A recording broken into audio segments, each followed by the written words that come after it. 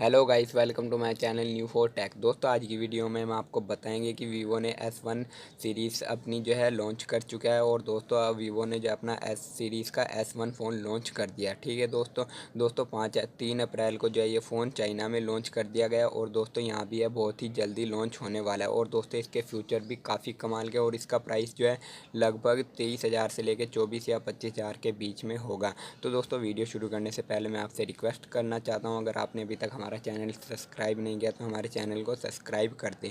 तो चलिए दोस्तों वीडियो शुरू करते हैं।